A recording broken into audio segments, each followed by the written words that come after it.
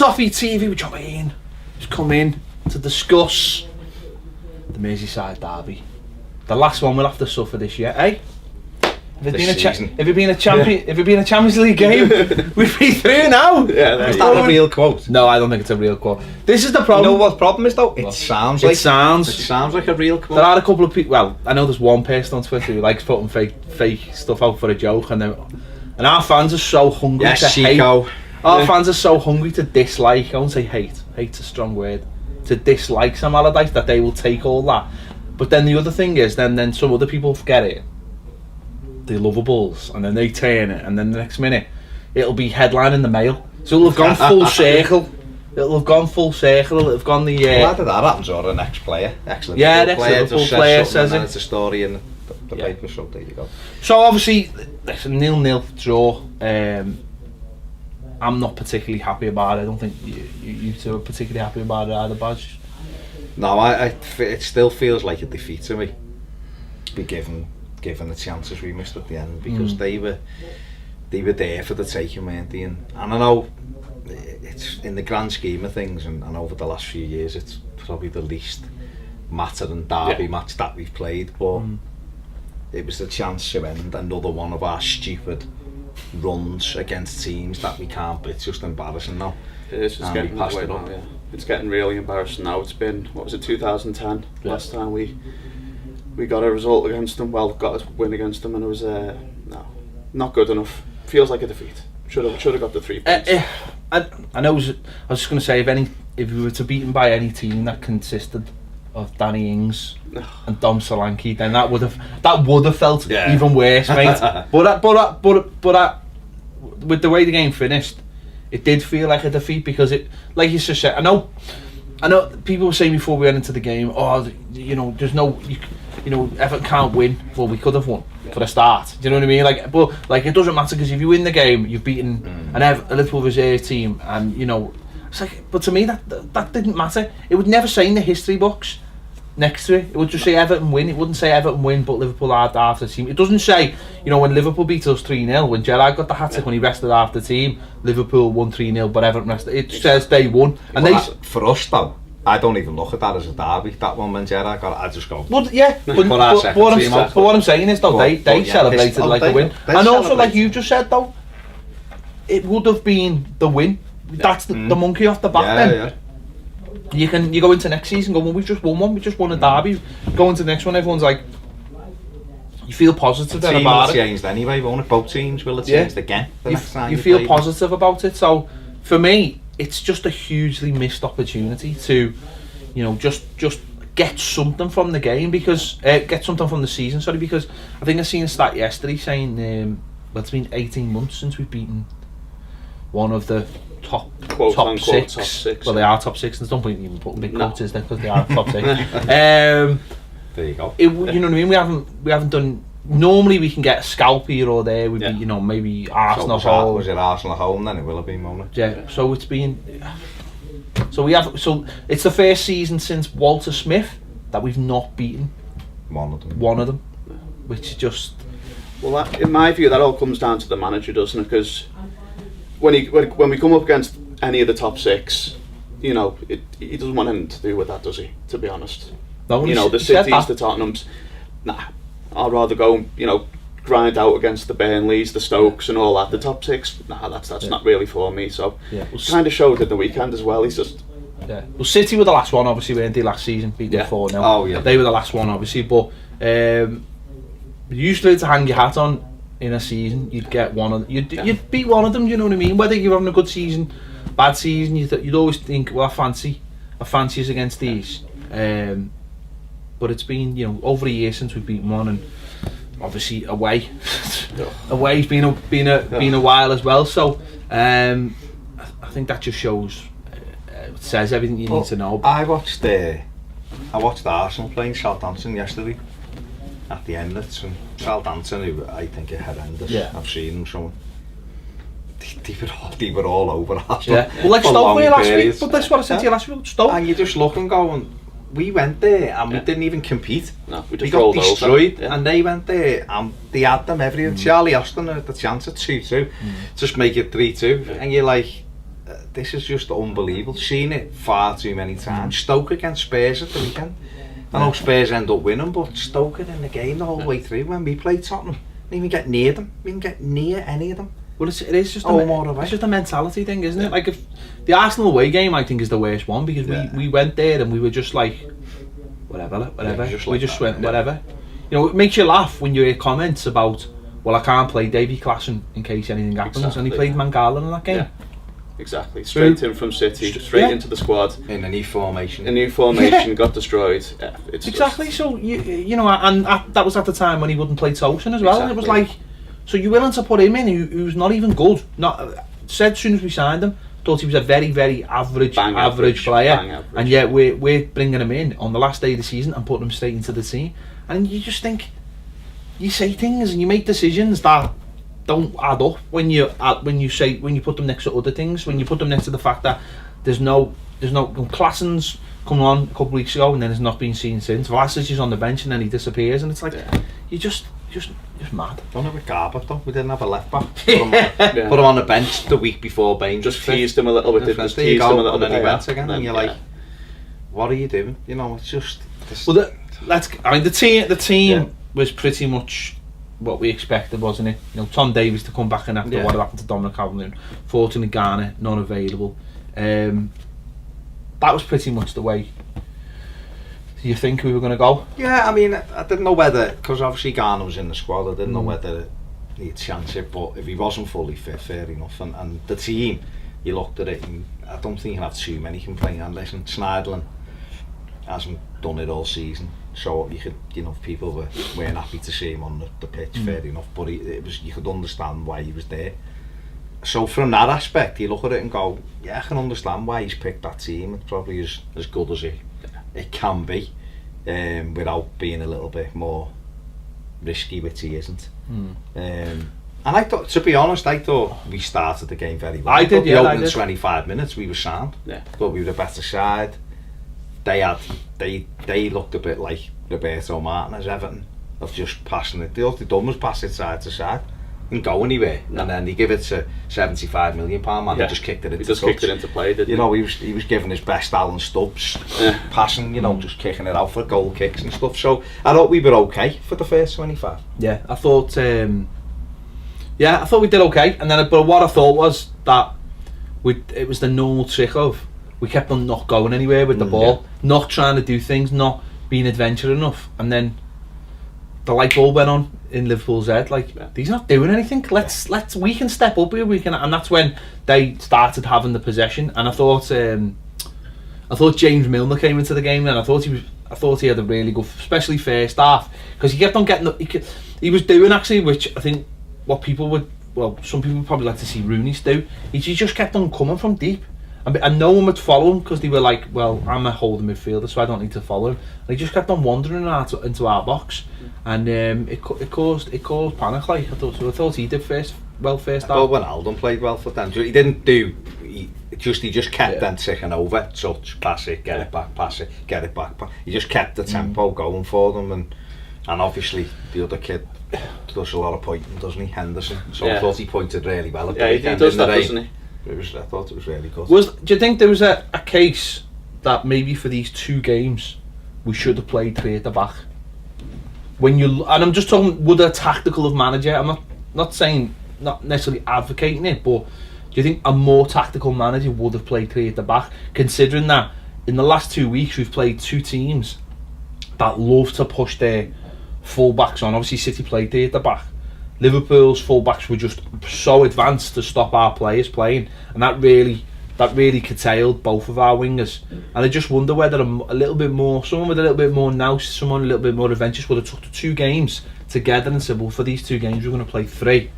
And, you know, with Funes Mori being back, maybe bringing him back in last week and saying, right, we're going to put three at the back and we're not going to let your full-backs, that's where we're going to match you. Because I think in both games that's where we've missed out. I think Saturday our two wingers were pinned back all game.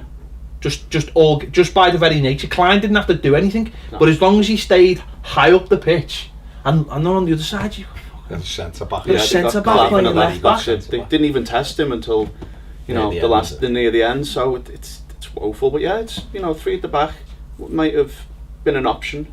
And I know I've just sort of gone against what I said about the Arsenal thing. He done it at Arsenal, didn't he? And it didn't change anything. I don't know. I think personnel wise, maybe. But I think what he could have done in this game was actually tinkered with Rooney's position, because I think we probably needed someone more energetic alongside Schneiderlin in a deeper lying role, and I think we needed someone with a little bit more quality ahead of those two, in which where Wayne would have been, and I think he'd have been better in that area. I think when he's dropping and trying to get on the ball and he's looking for movements to get you going, there isn't any movement, so that's why you'll see sometimes people pick the ball off him, because he's got his head up looking, and everyone's like that. Don't give it to me. Don't give it to me. Because there doesn't seem to be anyone willing to take the football. No, I agree with that, but then it goes back to Allardyce's tactics again, doesn't it? I mean, like you said, Liverpool were there for the taking. They weren't anything special, really. No. So, you know, we could have pushed Walcott a bit further up. Test Clavin, or whatever his name is, their left back, who is, but he's not a left back. He's not really a left back. He's He's not really a centre. I don't know what he is, to be honest, but you know. Well, he only played apparently because Mourinho got injured in the warm-up. Something like that. Apparently, so he wasn't even ready to play. So the fact that we didn't test him comes down against the tactics, because. Go on. I was going to say the way they were lined up, and you're talking about Klein wandering on. Shouldn't our manager then go to Balassi, leave him? Well, leave him and go and stand in line at this centre back, because he can't wander up. I mean, but I'll stick with. I'll come on to Balassi, but Rooney. I mean, you might be right about Rooney. There was definitely a pocket of space maybe in front of their back four that he could have been in. But the problem is, you're asking him to do something that he hasn't been doing for the last few games. I know he can. I know he can play in that role, but it's making. I don't know whether we're pulling people out of place when it's just really all that it comes down to is how you approach the game. And I just think the approach to the game was just don't get beat, lads. And that's what it felt like to me all game. It just felt like don't get beaten. I think he thought, he more or less said it, didn't he? We're going to try and stay in the game and see if we can nick one later on. And listen, we watched David Moyes' teams do that, and we had to stay in the game and nick them. We did, but we weren't playing the Liverpool team. We were playing Liverpool's. Remember when Carsley scored? Yeah. And we beat them 1-0. Have a look at their team. No, I know, but it had about 3 players in, and we celebrated it like we'd won the World Cup, the FA Cup. But that's fine. But we done that day. We stayed in the game. Neil Mellor missed. Well, Nigel Martin made 2 unbelievable saves from Mellor to stop them scoring, and Carsley got 1 late on. And it might have worked at the weekend, but the thing what I'm saying is the actual to spin the whole thing. Tom Davies is a central midfield player, and the kid can play anywhere in midfield. Whether he's pressing from the front, or playing alongside someone with energy, doesn't matter. He's a midfield player.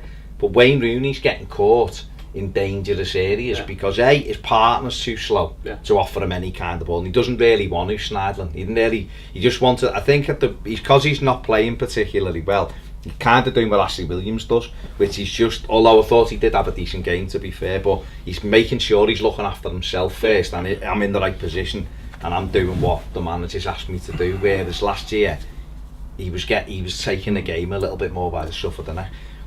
So therefore that means the two of them, we came up again like we did last week, only that Liverpool's midfield 3 weren't as technically gifted as what Man City's were. Good stuff. I thought Dominic Calvert-Lewin coming on played really well. It's just a real absolute shame that what happened, because he really could have been a massive hero, and he's almost just done a Stewie Barlow and missed his one chance to be, because he come on and he gave us exactly what we hadn't had.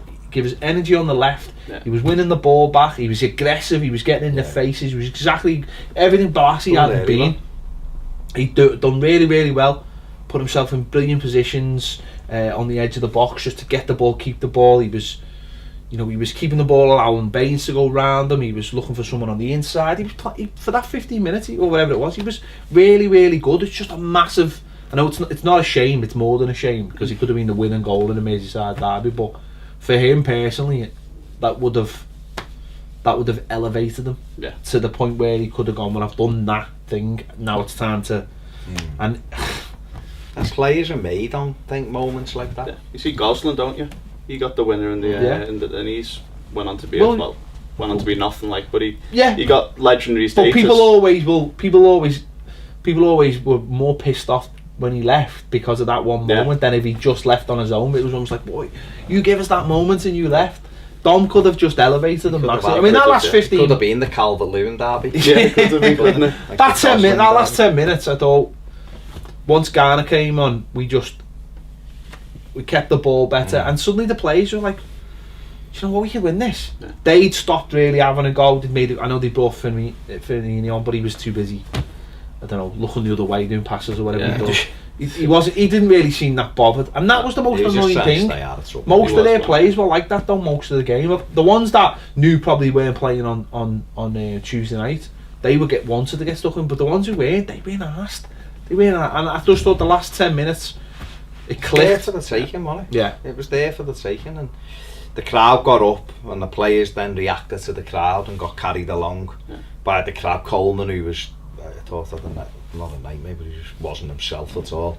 Started getting on the outside, making runs, and then all of a sudden they couldn't live with him then, and he became himself.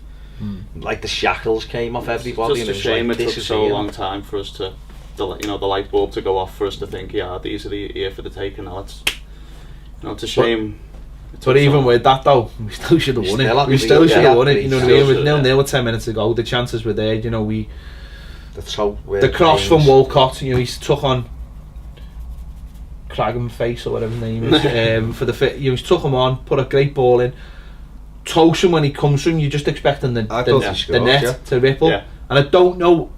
He's sort of getting pulled down. But I don't know whether because he's getting pulled down, he feels like he's got to put it across goal. Personally, I think he misheads it. Do you think? Because I've seen it from behind, and he does look like he does look like he's steering it across. But if he hasn't, then that's even worse. But I would like to have seen him. If he steered it, I'd rather it's the target. I think he's done that to edit, and because he's getting dragged, it's him here and gone back across.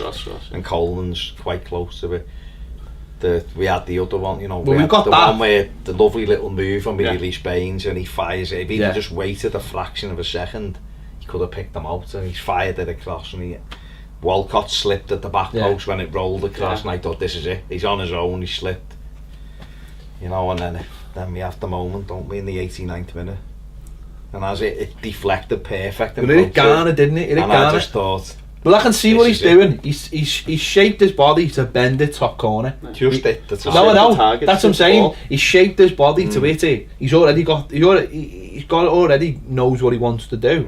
It's just that it doesn't get to quick enough. And you're right. You just all you want there. Did he put it over or wide? He put it over and wide. Did he? I think it was a bit of a combination. But it was one of them, you know, when it went through. Yeah. I just looked at the Gladys-Street net. I seen it roll through him, and I just went. And when it didn't hit the net, I'm like, what's happened? Like time stood still. I was literally I was on the floor. It was like that, and I was just like, I sat down and just thought, we will never beat these. I was on the floor in the Gladys-Street, and everyone was just like, faces was just stuck in the moment, like the wind had changed. It was, you know, you just, you put body shape is just, I'm going to careless top corner, but and as a striker, he's probably doing, in that way, he's probably doing everything right, you know, and his body doesn't take the command, unfortunately. Should have put his foot through the ball. Imagine that break into Ings or Solanke, they'd have just gone. But you can't think it over. No, but the thing is though, I don't know, in like maybe in a less pressured game, or maybe he was playing for the England under-21s or whatever. I mean, this is a kid who scored a winner in a World Cup final. Alright, maybe the World Cup final, but it's his World Cup final. You know, and it just, I don't know, he keeps on getting these moments for Everton where he keeps on fluffing it. Whereas ultimately his all-round play is good. Say he comes off the bench, he plays. I didn't give him a very good score, my rating, but that was based solely on the miss. He did play well when he came. You're just thinking, he did, didn't he? He played really good. If he'd scored that, you know, and again, I'll go back to last season's end of season derby in Anfield where he played on the left and he was absolutely terrible. From that point of view, in a year, his games come on so much.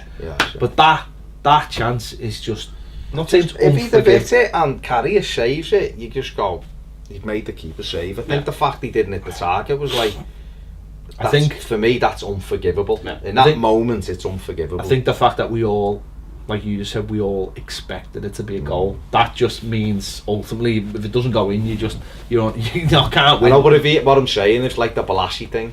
He hit that shot and Karius pulls off a worldie. I didn't think it was. I thought that was a quite standard save. No, it's fingertips. I think it was going wide anyway. Fingertips. I think it was creeping in actually. From where I was sitting, it looked like. Seeing it from behind a goal, it's in. He goes like that and it's his fingers, but. Everyone's up and clapping, you're not going, how's you missed it, are you? So if he hits it and Karius tips it over, you'd be like, don't believe how's he saved that shot, you know what I mean? But it like you said, I looked at the net and thought, this is it, this is the moment. And it's the horror of, where's the ball? Why isn't it at the net? Is he still dragging it back? And then, oh my God. And it was just it's a nightmare, mate, it really is. You know. So. The worst thing is he probably does that in training. Every day, and it's just that one moment. It's just, but that's what big strikers do. You know, that's what the top strikers do. That's what they get paid the money for, is to take those chances in the last minute of the game. And there would have been no coming back from that from then. They just really wouldn't have. The game would have been done. Dusted. Yeah, it was only a couple of minutes left. Because defensively, we'd handled them really well. Yeah, I didn't feel like they were ever gonna. I know they had. Pickford made 2 good saves, but other than I never felt they were going to score. They never looked a threat. Anytime Mane didn't do a thing. Didn't really look asked, to be honest. Maybe, but he did. But at the end of the day, it's still a derby, isn't it? You're still playing, so you know you still want to score. You don't go out and go on the asked. Because if they really weren't bothered, we'd have waltzed through them, and we didn't because they had a lot of the ball. It was just that I think they were just. It showed the drop off in their quality when Salah and Firmino aren't in the team. They've got very little idea going forward themselves, but any team would. Then exactly. If you lose them two out of 2, fantastic. So it's not a big slur on Liverpool. It's just that you've took 2 of their real top draw players out the team. So any team would look less, but that makes it more frustrating. The fact that we still, because we had practically without Gylfi aside, we had our best team out there. Basically, we had our best players out there. And we still couldn't beat them, and I think that's where the frustration is for me. And I say that's the hangover, isn't it? It's everyone's like, oh, we've played an average team, or they're at their version of an average team, and we can't do it today. But listen, that changes all the time. Yeah. It's just that I don't know. Seeing people like, well, if we'd have won Allardyce at the stage, so I'm not that bothered, and I'm like, nah, I want to beat them every single. It's exactly that, isn't it? You want it, regardless about Allardyce. We haven't won enough derbies. You want to beat them anyway, don't we? Haven't won enough derbies in my life for me to start being. I'm not asked about this one. What? Just going back to the subs. What would you have done with the third sub? I'd have put Nias on, I think. Put Nias on. Well, I don't know whether I'd have taken Davis off. To be honest, because you want someone to play higher up the pitch, and so if you're taking Davis off, which is ultimately what he did, it wouldn't have been. And Benny Bellingham, he's never let us down. He's been great every game he's played, but you're trying. If you want to win a football match, why are you putting on a defensive midfield player? And to me, they were rocking then, and we all know Nias would have scored off his arse. Oh yeah. Let's be honest, he would have it if it's his backside and gone in. Would have, and you see the fella and. We're missing chances, and he's on his head. He's laying on the floor with his head in his hand. You're like, you're not even on the pitch. Exactly. He'd like devastated. If he'd have come on, he'd have scored. What he does, doesn't do anything else. He'd have probably fell. If the conditions were that bad, he'd have probably ran, slipped, and the ball would have hit his knee in his head. I sort of understood why he brought Bellingham on, and it smacked to me of just making sure we didn't lose. No, there is that, but there's also the idea of just if you've got a strong platform in the middle of your park, that you can, then your wide players can start getting into it a little bit more. Moyes used to do it though and get criticism for him, but it could get him results. And you've seen other managers do it. It releases some of the other players. But you're right, maybe Nias. What do you think Klopp would have done at Anfield? 0-0. 15 minutes left, Everton on the knees. Do you think he'd have put on Jordan Henderson or something, and they chance to try and make sure they didn't lose? Would he shite? They'd have stuck another striker on, they'd have won the game. I don't know if they would have stuck on us. I don't think they've got any more strikers. Have they? No, what I mean is though, I think if you've got an attacking midfielder though, or if you've got an attacking midfielder who's doing maybe more of a defensive job, you can put someone in there to take care of his duties, then that frees him up. We didn't have an attack. We ended up with Schneidel and Garner and Benningham who were our 3 defensive midfield players. Yeah, no, but I'm saying with then you've got Walcott, Dominic Calvert-Lewin. But we had them anyway. No, that is. But we didn't have them anyway. We didn't have them before you make the subs. We did have them. They were on the pitch. They weren't in the game. I'm saying that sort of releases. I'm saying this is the That's what. Me personally that would have been the least sub. I'd have put Cuca Martina on up front rather than.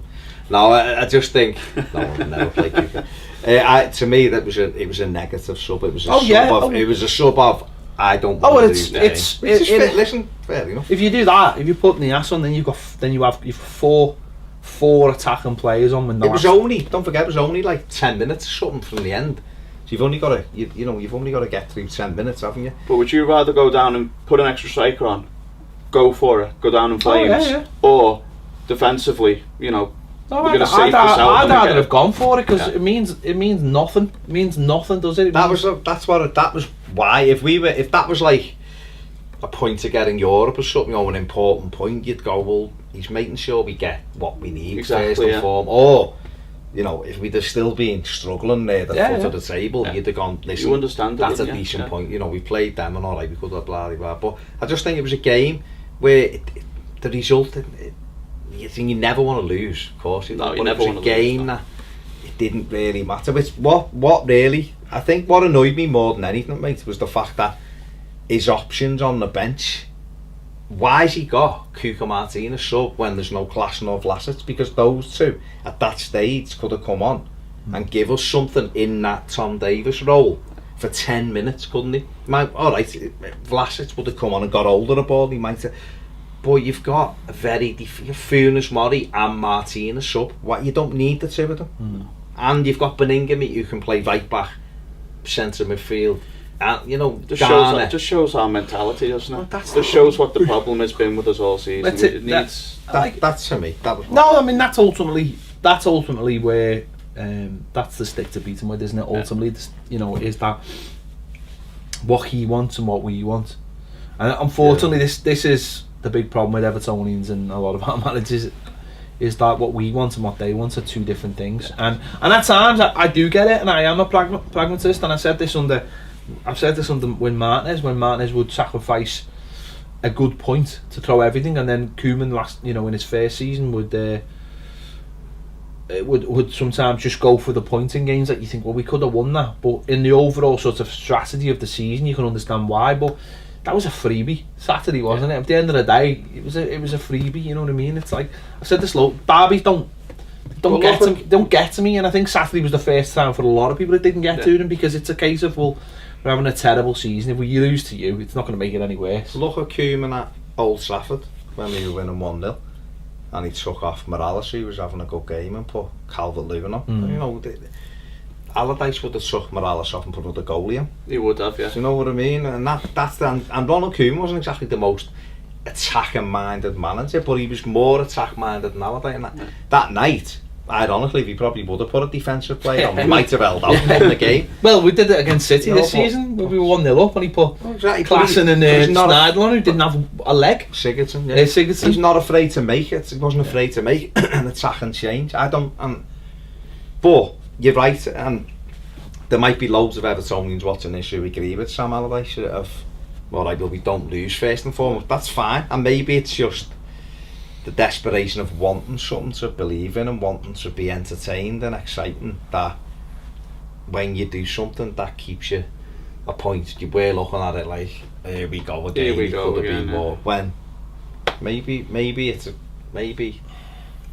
we all need to cut our cloth accordingly, just accept that we're never going to be a side that wins things, so let's not try to but we should just accept that we're never going to do anything ever. The best we can ever be 7th or 8th, because that's what a lot of people that's what a lot of people. But surely if the best you can ever be is 7th or 8th, then you go and try and win these games, because if these we don't need to, because he's even said himself, you don't need to. You only have to beat everybody from 6th, 7th down. Yeah. So you don't need to beat these teams. So point is a but good if you don't result. but if you don't, so really we should have had the open top bus out yesterday. If you don't need to beat them, then surely you try and beat them, because you wouldn't, because you don't want to lose. It's not beating's not neither here nor there.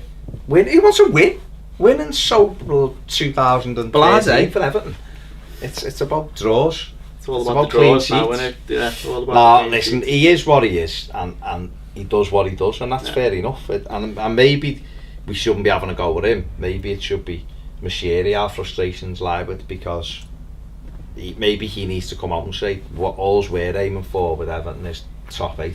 But didn't Forget any higher than 7th, and then we can all accept it. We can all accept it then. Because yeah, we believe as fans, or a lot of us believe, or a lot of us want, we want to be a team that tries to break into the top four and entertain. I think that's what I want. the day you appointed Sam Allardyce, he basically did that. So maybe that's it. Yeah. basically, yeah. So on that note, it will was be a good point then. on that note then, whoever he appoints next will illustrate the mentality and the philosophy going forward. Yeah. And if that's a And that's fair enough. if that's a young progressive manager, then fair fine. play, yeah. Then fine. We talk about horses for courses. He's gone out there and done it. It's like I said before, mate, if Calvert-Lewin or Tosun pop those chances in, we win the game. Yeah. And his plans worked, and that's all managers can do. Have a plan, and hopefully it plays out for them. And we could have come off. We'd have won the game, and he'd given in anyway. We'd have been drinking his gravy. He'd have been living the dream. But we'd have all took it because we want to be, we wanted to win the match, and his plan was a whisker away from working, wasn't it? So you'd have to say is fair play to him and the players for sticking to his plan. Bad finishings cost them the game, I suppose. Maybe that's the way to look at it. Shut up. Listen, you said you'd understood the Beningame sub, so you started this nonsense. I said I understood it from his point of view. Well, I do, when I was Getting just into the talking. mind of I him. was just Getting talking. into the mind I of was Sam. channeling me inner Sam to talk about tactics. The numbers don't lie. Sports science. The numbers don't The lie. data doesn't lie. Sports scientists. Sports science is The data just doesn't lie. sports science. You know what? Like, we could sit here and we could say we make our show thanks to the good sports scientists we have behind the camera. No one would know. No one could question us. No one's got the data, so no one can call us liars. We've got the Yeah, we've got all the the data. stats We've got all the and the data, stats. yeah. They haven't. We get our stat guy to tell us what. Tell us why. 20-minute shows on YouTube, because it's all down to the So down to the sports sports scientists tell us. They say this is the algorithm. The algorithm. Yeah, You can't argue with an algorithm. No. can't. Or a sports scientist. Or a Apparently. well, sports scientists make the algorithm or use the algorithm. Apparently they do. So there you go. There's Sam. That'll be the sports scientist now, telling us to end this. Sam's in a Turkish bath. I was getting whipped. You love a Turkish bath. All don't you? all of them. Oh, I bet you Sam loves a He would Turkish be bath. made Imagine up. that. All gravy going down and Gravy getting pouring whipped. on and Oh. then getting slapped. That's probably Nice why he big bought glass of red Ocean, so he wine. could go to a proper Turkish bath. Totally. Dipping the cigar in the wine. In the gravy as well. Is that what they do? What? Dip the I cigar think in I've the seen wine that and in a a film. Turkish Oh no, bath. was it? Hang on, what film was that? Was it in Titanic? Oh, they all died, didn't matter. Spoiler. Spoiler alert. Ruined that film for me. Have I? You ruined it. I haven't watched that now. No. Didn't know what was that. No. Never buy a second-hand car from the Titanic either. That's all I'm saying. Handpins on the back seat. Super boost. Super boost. Well, swipe right. Oh yeah. Swipe right, yeah. Swipe right. Super boost. I've no idea. It's just introduced and I just like the idea of Of a it. super boost. Of a super boost. If you're on Tinder and you get regular super boost, What was the let us know what Was happens. a super boost when you get like those two like chocolate bars, but you get That like a two of them, boost? and the boosts are the super boosts. Is that it? Might be. Maybe Might it's a be. bigger boost. Might be. Bad, I can't eat chocolate. I'm gonna die. Boosts. There you have it. This has been the final word. Random as ever. Super boosts. Let us know your Left in thoughts. the game, super boost. Sounds like something you get off the bingo. Come on, ladies and gentlemen, it's time for the super boost. Eyes down. Swipe right, eyes down, swipe right. Get your dabber ready. What if that's what we're calling it nowadays? Oh, yeah. Quickly end this. Let's go. Out of here. Thanks for watching Toffee TV. Thanks to Ian for coming in. See you later.